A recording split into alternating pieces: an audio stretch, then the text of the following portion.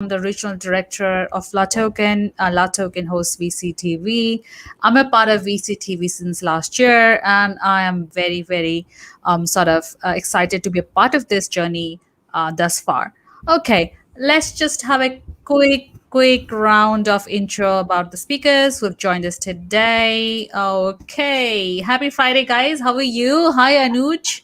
Hi, Hey, Hush. how are you? Hi, Kingsley. Hey, I'm good, good, good.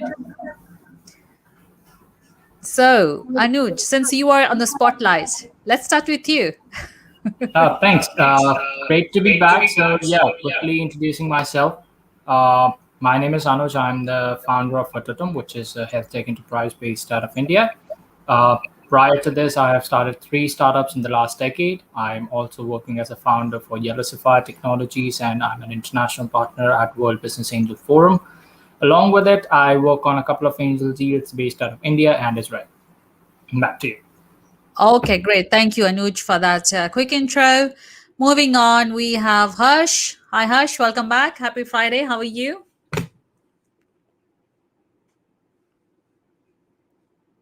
Hush, you're on mute. Hi, hi, I'm doing Yeah. good. Hi, Sonny. Glad to be back and glad to have some familiar faces over here. Just a short intro about myself. I'm a venture partner with our ventures and the founder of Startup Hackers. We're an early stage startup group where I'm trying to help early stage startups kind of guide and mentor them before they reach a certain stage where they then become investable, right? So that is essentially what I'm working with Startup Hackers. And with our ventures, we typically help startups raise funds all the way from 200 to 50K to $10 million. And we do deals in all sectors, primarily focusing in the India and the Southeast Asia region. Thank you so much. Thank you. Thank you, Hush, for that intro as well. And welcome back to VCTV. Last but not least, I have Kingsley. Hi, Kingsley. Welcome back. Yeah, good evening. Happy weekend. Happy Friday. I think the network is a little bit crazy here in Tokyo today because of the opening of the Olympic ceremony. Oh, Try as much as possible to just keep it simple. My name is Kingsley Kobayashi. I'm a serial entrepreneur. Uh, I'm the founder of Kobayashi Group, and we invest in several sectors, including blockchain, traditional finance, commercial real estate, healthcare, just to mention a few. okay, cool. Thank you so much. Thank you so much, Kingsley, Harsh, and Anuj for joining this panel today. I think this is a very important healthcare when it comes to remote healthcare. This is a very important topic in my perspective because we have all been affected by this, and we would like to know. Okay, we would like to know what's happening, where to invest, where to build. Hence, I'm very excited to know your thoughts and views and insights about this topic today about remote medical services. So while obviously we know economic uncertainty is still very high with the recurrent lockdowns which is happening. I mean, it's happened in Japan again, it's happened in Singapore again. It's very still high. Certain areas in healthcare continue to show promising growth. So in 2021, this year, investors are expected to keep a close eye again on this sector, on this rapidly evolving healthcare opportunities around, I would say, e-health, including remote care, telehealth, which obviously telehealth has been there since the beginning of the pandemic. And I would say AI in terms of technologies, IoT, and the platforms to capture patient data remotely and securely. These opportunities are not without risk, right? Investors need to know, yeah, to determine which trends are more short lived and likely to diminish post pandemic and which areas are more likely to scale, both from a demand and operational perspectives. So today we're going to discuss, is telehealth going to be there forever? Are shall we should we should the investors be focusing on investing in that sector? Is it going to be like, something which is going to be there forever? So yeah, let's hear from the experts on the panel who are actually working in this sector, in this field. I'm going to start with Anuj. Anuj, over to you. So, what kind of post pandemic, I would say, investment trends do you see in healthcare? So that's that's an easy question to answer. I mean, a lot of investors have said that healthcare is the next frontier, and then the pandemic has sort of proven that as well. You see, there are a ton of health tech companies that are coming in right now that are focusing entirely on building solutions that can fix the gap in the current healthcare infrastructure across the world. Uh, you are seeing companies working in India, Africa, even in Europe as well, where they already have universal healthcare, but the gaps still remain. And you couldn't have asked for anything better because you suddenly have the entire world more accepting towards private companies coming in, even for companies like Taiwan and in Vietnam, where they already have a better infrastructure compared to the rest of the world, compared to the rest of Southeast Asia. They still had a lot of gaps, and they are trying to fix it. They are trying to improve their system, and these companies coming in right now will do that. Companies, for example, like a Tutum as well, take my organization for example. We are trying to build something that has been lacking up in the market for a long time. And for that matter, investors are high on such organization as well. Take Khosla Venture, for example, which is now very actively going into making deals at an early stage with quite a lot of organizations. Organizations that are probably 8 or 9 months or a year old are now going up to institutional VC and pitching them their ideas and are being taken seriously. Usually, you would expect until and unless the founders have some really solid backing and some really great reputation that they would probably take at least a year and a half or 2 years to raise a series A. That time has practically halved, if not gone down even further. So the post-pandemic trends or in terms of investment side in healthcare is freaking fantastic. Right. It's and then the best part is there's more to come. That's more to Khosla come. VC is already come. Is Yeah. Khosla is always really taking the interest. There are a lot of VC firms in Valley that are taking interest, and as they pour in more money, the FOMO that's going to be generated is going to keep that cash going and then sort of grow it exponentially overnight. Absolutely. Thank you so much for this opening remarks, Anuj. So let's move on to Kingsley. Kingsley, with your opening remarks. Hello, Sonny. I have been very passionate about healthcare during the pandemic. The pandemic has catapulted the healthcare sector into a different phase that people are becoming more comfortable with.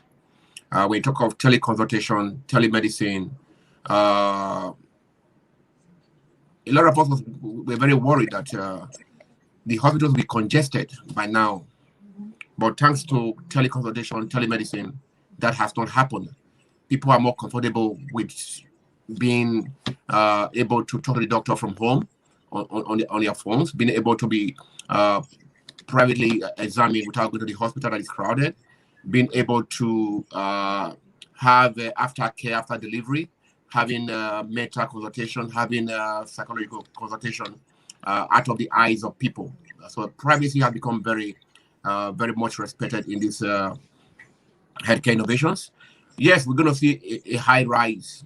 Like I said a year ago, it's going to be $1 trillion industry because a lot of people are beginning to invest in it. A lot of developing countries that used to travel to other developed countries for medical treatments cannot do that anymore due to restrictions. They are tied up in their countries, especially like Africa, Southeast Asia, and things like that. They have to now invest in their own medical infrastructure, which is a plus. They've been lacking in this area for a long time, but now they have no other alternative than to invest in it. We also have tech companies that are making it easier to use different platforms for different kind of ailments, different kind of consultation, different kind of medicine delivery. This is a system that is just growing, and as we get more comfortable in our homes, we are going to just use that as much as possible and avoid going to the hospitals where you are going to meet other sick people. You're going to be seeing people dying, people being carried away. Just stay in your house and get the consultation done, get the medicine delivered to you, and if possible, we're going to see a different ascension of people now having to do operation in their house after consultation. The doctor come in there and do the operation, make sure that they are sterilized, and make sure it's done in their own private homes, and for those who can afford it. Thank you. Thank you so much, Kingsley. Absolutely. Absolutely. Harsh, let's just hear from you with your opening remarks. So definitely, right? If you look at in terms of the healthcare, even in a country like India, so just not so long ago, India got its first healthcare unicorn in Farm Easy, right? So it kind of shows the opportunity which is there, and you'll be surprised to believe that it's still there only in 30, 40 major cities in India. So if you expand it to the further smaller towns which is there, if you do it at that level, the distribution size, the size of the country is so huge that healthcare, even right now, the established healthcare, the institutional healthcare, is still limited to around 20 to 40 cities at most. Beyond that, there is no institutional healthcare system available, right? So there has to be some sort of way, where we can kind of, we, in the fintech, there's always a term that you have billions of unbanked population, get them into the Yeah. banking system, right? Right now, there is billions of people who don't have access to healthcare. How do we bring them onto the fold? That is what the entire system should be focusing on right now. So telemedicine, the point has already been covered, how important Yeah. that is. Apart from that, a lot of primary healthcare institution setups are required across tier 4, tier 5 cities, at critical spaces across the country, where you have villagers and economically poor people at a radius of around 5-10 square kilometers. They can come to those centers and get their healthcare facilities done through telecommunication, through telemedicine with urban doctors. So they get that kind of facilities, right? You need that kind of innovation only. That's how the healthcare is going to be penetrated into that market, right? In fact, Yeah. recently I had a discussion with MSCDA, Maharashtra secretary, right? So MSCDA is Okay. Maharashtra Chemist Drug Association, Maharashtra secretary. So they were kind Right. of telling me that the biggest challenge right now is to ensure medicine distribution to what they call Bharat. Bharat is refers to the middle India, where it's Okay. absolutely villages, extremely small towns. For them, this is still the biggest challenge, where they are still unable to supply medicines to those last mile outlets. And big companies don't have the incentive to go at that level, and even the distributors have no incentive to go at that kind of deep level, because the sales are just not going to be that high, right? So how do we fix that problem? So that is still the focus right now. Everyone is fighting towards the core 2040 CR urban population pie, but if you expand to that, and the opportunity is still tremendous, as CK Prahlad highlighted, right? The bottom of the pyramid, the wealth at the bottom of the pyramid. That's what we need to focus upon. Hmm. Very interesting. From an India context. Yeah, absolutely. Okay, great. Thank you, So Harsh, not just Kingsley. not just India, most developing countries have this Most of difficulty. developing. Okay, got it. Most developing Okay, economies have this difficulty. right. Absolutely understand. Okay, great. Thank you so much, guys. Anuj, I would like to ask you next because obviously, when it comes to digital innovation and the future of the hospitals, we would like to know what's happening in that space as well because it's a very important. Hospitals have to evolve, right, with the digital sort of acceleration that has happened because of the pandemic. So, what trends do we see in that space? So I was initially groomed for medicine. I have loved medicine, had it in high school, and I was very much planning to go for my degree in medicine before moving on to engineering. This is one thing which I can relate to because I sort of, while my first love is, of course, medicine, biology, I still have a bit of an understanding towards engineering side as well. And then here's where I see the gap in the current products and the current solutions that are coming up. That is that the people that are building it are thinking Mhm. as engineers, not as doctors. A Right. doctor goes through approximately 100 or 120 odd patients in a 4 to 5 hour OPD shift. That's 20 to 25 odd patients every hour. That's one new patient every 2 or 3 minutes. So at the same, I mean, when you're working at that sort of pace, speed is of the essence. So as an engineer, it's very easy for me to think, oh my God, I'm going to create a platform where you can type a digital prescription and have it sent out to the patient. It'll be immediately uploaded onto the cloud. The patient can access it anytime. You can access it anytime. I don't have that time. I don't have that luxury as a doctor. That is why doctors have that very bad handwriting, because they don't have the time to write it properly. If they want to prescribe metronidazole, they might just say metro and let the pharmacist understand it. And like Harsh said, this is we we had a very recent healthcare unicorn, although I won't really call them healthcare unicorn. I'll call them a pharmaceutical unicorn. Yeah. Technically, we have not had a healthcare unicorn in the country till now. There Right. has not been a company that's focused on health tech and healthcare itself that has been able to deliver that kind of a value. It's only for the first time that we saw a company that's working in the pharmaceutical sector and in the diagnostic sector get towards that. So there's some technical gap, and I'm going to play on that because, of course, I do want the industry to work harder and develop better products. And that system, that thought process, I am seeing a bit of shift on both sides post-pandemic. So Right. post-pandemic, you are seeing patients now more accepting towards having a video consultation, even though the experience over a video call, as proven in numerous survey, is far inferior compared to an in-person consultation. It's still being accepted more openly if the doctor is unavailable or if you're trying to have a consultation with a senior doctor.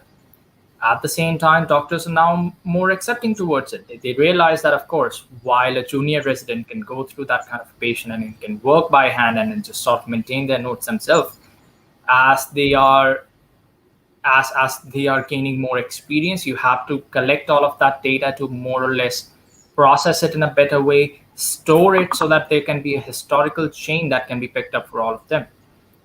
COVID affected everyone in a different way. So while there were 60, 70 odd years patients who got scot-free, who were practically asymptomatic with it, there were 20, 25-year-old people who were on ventilator from it. And the only way of understanding it is through data. The leap in infectious disease study has grown many folds, and that acceptance over the last 1 year from hospital side as well, that all right, Yeah. probably we should look at some solution that is collecting all the information, collecting all the data that is being processed, even if it's in a raw format. Let's start doing that. Maybe over the next few years you'll see more solution coming in that'll help them process all of that information. Unlike all the data that users generate on the internet, be it on social media or on Amazon or any shopping website or anywhere else, medical data has an expiry date, and that expiry date is very small. My prescription is only valid for 3 months. Post 3 months, I cannot get medicine on that. I would have to consult the doctor again. Hence, processing all of that information correctly, storing it. So if I, let's say, went to a doctor for an XYZ condition today, and 5 years later I have to follow up on it, at least there is some chain that's connecting all of those steps. And that's only going to happen through acceptance from hospitals as well as private solutions coming in, that are building products that's actually useful for the consumer, that's actually keeping them in mind, thinking it from their perspective rather than just an engineer's perspective. Let's try not to over engineer things. Let's try not to sort of come up with a solution where a problem doesn't exist. I don't I don't want my fridge to order my groceries. I can do that very well. As long as my fridge can just keep everything in their fridge, I'm a happy guy. I don't have to, everyone doesn't need that over engineered product. Everyone doesn't need a smart refrigerator. I think, yeah, I think I really like the way you started off with the ideal situation where, we just talk about digitizing everything, sort of, but the reality is different, and you're very rightly put it. You wanted to add something, Anuj? I just heard you. No, I mean, all yours. Yeah, you cannot Thank see me, you. but can you see me now, right? Kingsley, I know we can hear you. But you can hear me. It's okay. I will just talk because the network is acting up here. Okay, sure. What was the question again? So it's about the new age hospitals. Hospitals have to catch up, right? With the digital innovation acceleration that happened because of the pandemic, hospitals, we know there are a lot of gaps and they need to catch up. So what kind of trends do we see that hospitals, maybe you can talk about Japan to start with, what trends do we see in the future of these hospitals? Kingsley, you there? I think we lost him. Harsh, would you like to take this? Why Kingsley is coming back?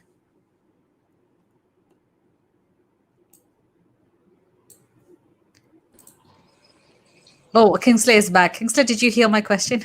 Yeah, No, sure. please, can you ask the question So again? there is a very interesting phenomenon that we are seeing in hospitals, right? So what is happening is hospitals these days. Go ahead, Harsh. So I'll continue. You can continue afterwards. Yeah. So as I was saying, we are seeing an interesting trend right now. What is happening is a lot of these smaller nursing homes, which were there for taking care of the people, right? What was typically happening over there was people were a lot of these small nursing homes, they weren't able to financially survive. They weren't able to financially keep up, right? So a lot of these small individual nursing homes, they were being sold and acquired by some of the other players or some of the bigger players. So it's what it's leading to is a consolidation where you're having an aggregation of these nursing homes by a few players, because the bigger hospitals, they pivoted to completely to COVID, right? So because they turned into COVID centers, they had all the medical facilities, they had the inflow of patients, and they could maintain and manage the cash flow, right? But the Yeah. smaller nursing homes got completely devastated by this because they could not handle this. So that's why we need a much more, and on the other side, what happens is the smaller nursing homes don't get that kind of financial support which these bigger hospitals get, right? These bigger hospitals get free government subsidized land. A lot of other perks are there to set up a bigger hospital. Same is not there for smaller nursing homes and smaller hospitals, less than 50 bed, less than 100 bed hospitals. They don't have these kind of perks, right? So that is extremely important to help them ensure survive. And also, there needs to be support in terms of buying and procuring medical equipment required to pivot and kind of adapt to that, right? Because if you put the complete onus on the doctors, and there is only so much money that a nursing home can make, because in hospitals, the biggest cash churner is the surgeries, right? Surgeries make the most money.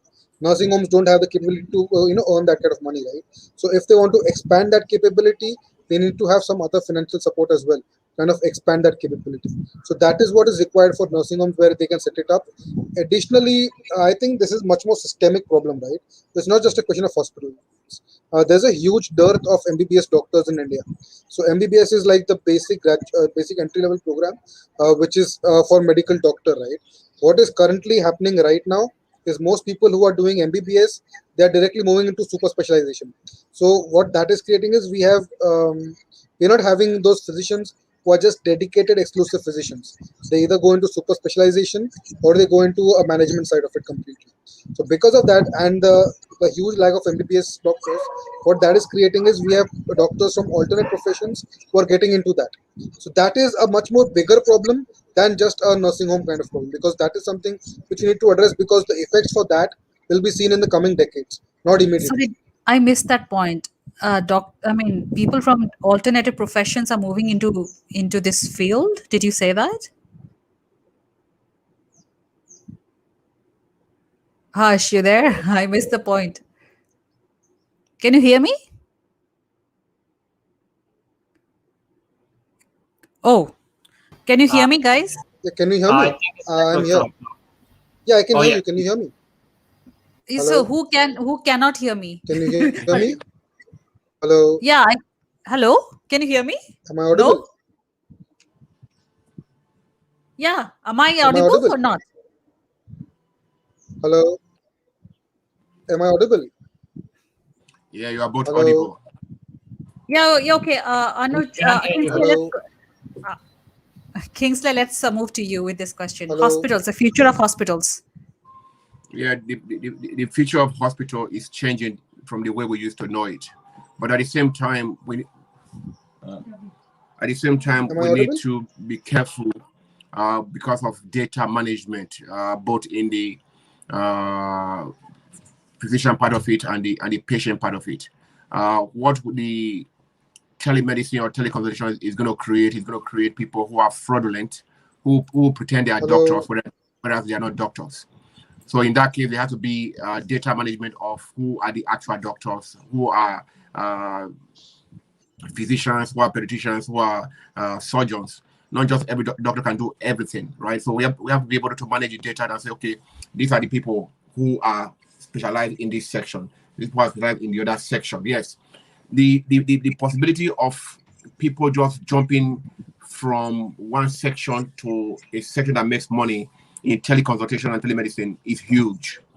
But if we use AI and use technology properly, we'll be able to manage data. That being said, I see the growth of many hospitals in rural areas getting help that they need. For example, if you were to be in a place in Nigeria, for example, very remote, and you have remote site city, and you have a phone, you can actually contact a doctor in America or anywhere in the world and do a consultation. That is the beauty of technology. You are able to get help from outside your territory. You are able to get help, direct help from people who are knowledgeable in that area. And the investment in this area is going to be huge in the nearest future because medicine or telemedicine or teleconsultation is coming to every doorstep. We don't really need big hospitals or big infrastructure anymore. What we now need is people to take care of other people. Yes, when you come to certain illnesses, they still need to go to the hospital. But that means the hospital wouldn't be congested anymore. So that gives room to other people to be able to use the facility, and then others can do consultation from home. Yeah, absolutely. So thank you so much, Kingsley. The thing is, both Harsh and Anuja having some issues with the I stream think yard. I think it's just the network today. I think it's StreamYard. I don't know what is happening. It's off and on. Okay, all right. No, it's okay. We can still continue the discussion with some of the topics that I have in mind, because this is something that I really want to know. So since the beginning of the pandemic, Kingsley, labs have conducted a huge volume of testing, yeah, and have had to ramp up personnel, because you see for the COVID-19 tests, the PCR tests and all those vaccinations, you see like new stuff. Like because I did a PCR test while I was in the quarantine. So these are new people who were not part of the hospital system, right, before. So plus a vast majority of COVID-19 tests must be ordered by a physician or a nurse, further straining the available resources. So while testing will likely continue in some capacity for a long time, the PCR test or the COVID-19 test. So the number of tests are obviously going to decline, as you know, as more of us, as people get vaccinated. After we get vaccinated, I mean, these tests are going to stop, right? I mean, they're not going to. So that means the capacity will open up. So these people, for both healthcare providers who are ordering the test and for the lab also, who are performing them. So what happens? What are the healthcare providers, the hospitals, the clinics? What are they strategizing? What are they thinking? How to use these resources who probably wouldn't be used after the nation gets 100% vaccinated. I don't think after the nations, other countries get 100% vaccinated, they would be deploying so many staff for doing so many tests. We might just have a kit, like a COVID-19 testing kit from home. We do the test and send the results, maybe through an app or something. So my question is, when companies shift efforts that were previously focused on these areas, how are they going to manage this? Where these resources going to go? What's your thoughts? I think they are going to be assimilated into different sections of the medical sector. What happened is that a lot of people have been trained and brought to do the PCR test in different ways. Yeah. For example, in Japan, you don't do the nose swab anymore. You do the spittle. You spit in a cup, and that's what they use, which makes it less painful. Unlike other countries they still have to do your nose and things like that, and it's really painful. But Japan is not using saliva system, so we are seeing them progressing in the way they do things. And as they progress, the regions that are not progressing, we get the swabs or get the nose swabs from countries that are not really using it. But when it comes to the staff, they've been trained to do this. Hopefully, there's no other pandemic in the nearest future. We are never sure. The truth is, the most developing countries still don't have what it takes to do PCR tests on time. They don't have what it takes to do the staff to be able to do it. Logistics, labs are limited. So for countries that are developed, that have all these labs in place and have the PCR kits in place, it is easy, yes. But for countries that don't have it, it is more difficult. So for countries like Japan, I just think that after the Olympics, you're going to have a lot of people without jobs, right? So what's going to happen is that they will try and assimilate them into different healthcare sector, like the aging population. They will need people to take care of them. So most of them will move to this caregiver type of jobs. Some will move to taking care of pregnant women. Some will move to taking care of elderly people or mentally disabled people, because their experience can be wasted. So I think every country will find a way to assimilate them into other sections.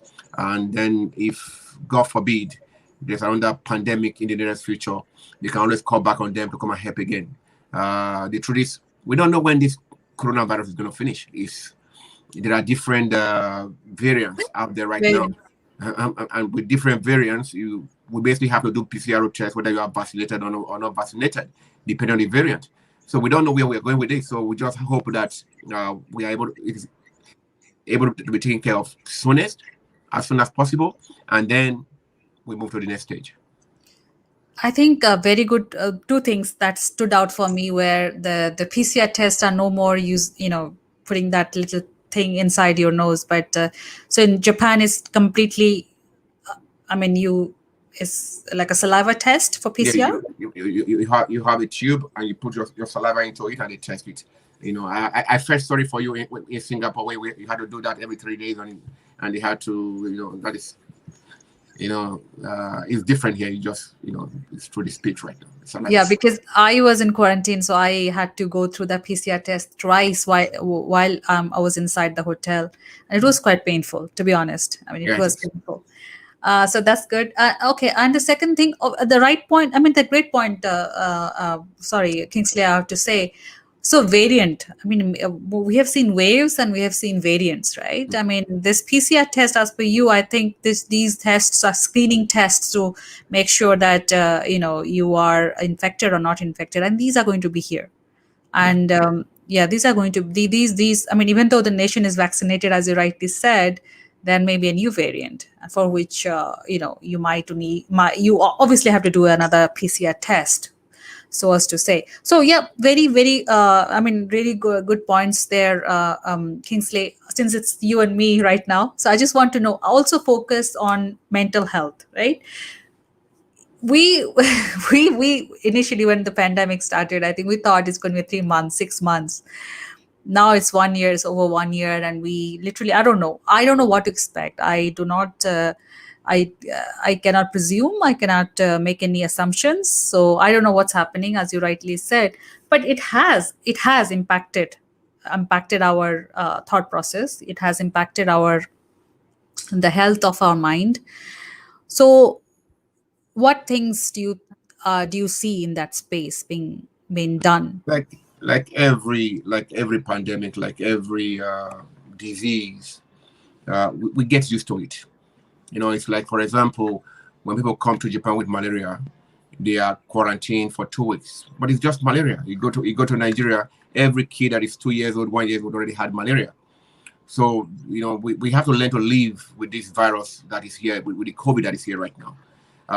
It's not going to go away in the near future. Trust me, it's not just going to disappear. It's only going to be that we get used to it and we start to live with it. Until we start living with it, we have a problem. Because right now, most businesses are suffering. Yeah. The hospitality business is suffering. The tourism business is suffering. The traveling industry is suffering. And this affects people mentally, the mental stress on humans right now are just too much. People are not sure of their daily bread every day. People who saved a little money, and now the money is getting exhausted, and they are not sure whether they're going to open their bars or their clubs tomorrow. They are not sure if they're going to be able to travel to do their business tomorrow. You have to understand that a lot of people took loans to build hotels for these Olympics, and yet there are no spectators allowed into Japan to watch the Olympics. So who are going to stay in the hotels? The hotels are empty. When you look at the stadium right now, the stadiums are empty. So the impact on people, the impact on economy, the impact on individuals is very high. So you're going to have people with mental illness, psychological problem that Yeah. need care, that need to be. Telemedicine and teleconsultation is going to be one way to look at it. Right. But the truth is, people in developing countries, do they have these smartphones for this? Most of them do, most don't. Even those that do don't know how to use it. So there are things that we need to put into consideration. Okay, this thing is here to stay. How do we live with it? How do we start to have our normal life without bothering that we're all going to die anyway, one way or the other? So we live with it. We learn to live with it. We take precautions. We wash our hands. You put on your mask if you need to put on your mask, and you take all the precautions necessary to make sure you are able to live every day with this coronavirus. I think that is the only solution. Let's not be careless. Let's not be cocky about it. We need to take precautions, and that is what we need to do, whether you are vaccinated or not, because those who were even vaccinated tested positive during the Olympic trials, right? So whether you are vaccinated or not doesn't really mean you don't have it. It depends what variant do you have now, who is infecting who. So we just need to be careful. I think being careful is just the only way to go about it. Yes, totally. It is a huge impact on a human psychology, human being, because as you rightly said, I mean, people have taken loans to build those, sort of hotels for the Olympics is coming up because, and suddenly there's no business, right? I mean, you have a loan, but no income. So it puts a lot of impact on you as a person. So yeah, I think just accept the fact and move on, right? Yeah. And take precautions. You will see from the I think Australia, Brisbane is doing the next Olympics, but there was nobody actually vying to do it. They were the only candidate for it. You have to understand that after what happened to Japan, people are more careful. Japan is losing a lot of money because of the Olympics. They are losing a lot of money. All right. The country is not making money. The people are not making money. The stores, the shops, the restaurants, they are not making money. So the impact of COVID-19 on countries are high, but the impact of COVID-19 in Japan is higher than other countries, I would say. Because fortunately and unfortunately, they had to do the Olympics, whether they like it or not. And that is something that, one has to consider when taking up Olympics in the future, because you don't know what is going to happen in 2023. Or in 2025 or in 2030, we don't see the future that way. So people are more careful right now. Okay, if I accept this responsibility, the truth is, IOC is still making their money. Right. The country is not making money. The people are not making money because of the COVID. Yeah. So going back to the COVID situation, we have to learn to live with the COVID situation and have a normal life. Absolutely. Totally agree. Thank you, Kingsley. So my next question is about technology, because with the digital acceleration, technology plays a very important role in every sector, and healthcare is not, no different. So artificial intelligence, I would say, Internet of Things, machine learning, and data analytics have played a major role in providing services remotely. So what can you share? Like, what use cases can you share when technology comes to technology usage in healthcare?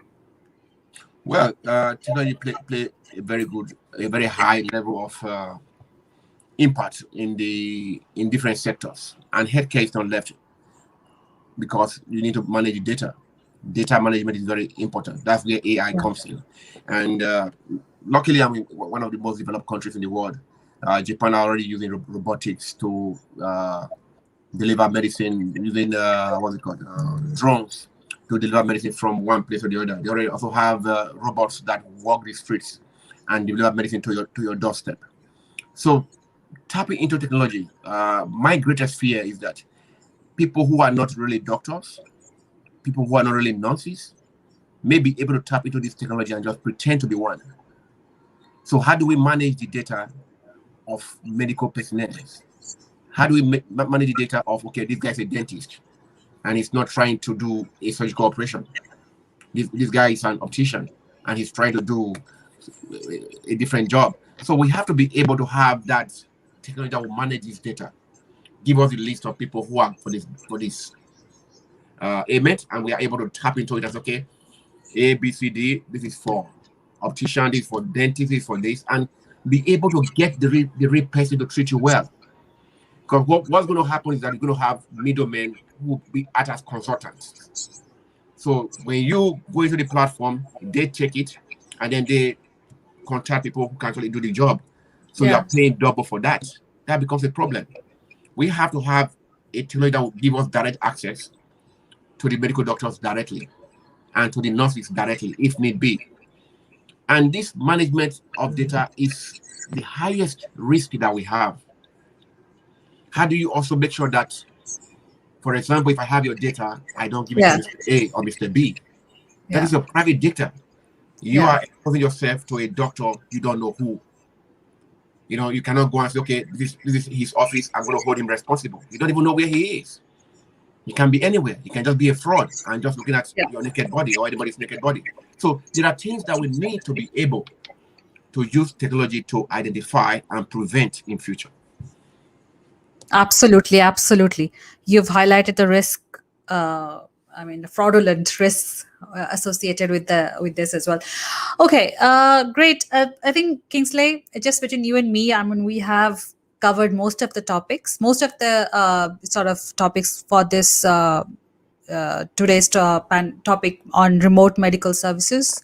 Most of the areas, I would say, we have covered most of the areas. So we'd like to wrap up. It's a Friday, and how's your? So I've seen you before, like, working on your home, sort of setting up a gym from home and everything. So I'm sure you're going to be doing some DIY stuff as well over the weekend. Yeah, As you do. I'm on quarantine right now for 2 weeks. I've done 1 week. Luckily, I have those machines at home. I can work out with in my backyard. I'm also playing basketball with my son.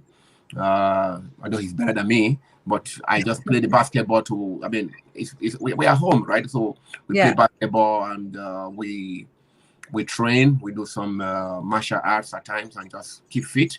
So really helping me out during the quarantine so that I'm not that lonely. I'm not somebody to stay indoors, but because we have a big compound and we are able to train, we're able to play basketball. I'm happy, actually. I get to spend time more with my son. They're on holidays right now. And it's a plus. You have to look at the positive side of change. Don't look at the negative side of change. Look at the positive side of change. So it could be worse. Last month, people were being quarantined at the airport. So before I came back, they changed that, and I'm able to quarantine at home, which is, for me, a big relief. Oh my God. Absolutely. In Singapore, we still have hotel quarantine. Yeah, so being home is just different. My son has been cooking for me. It's just home. It's different.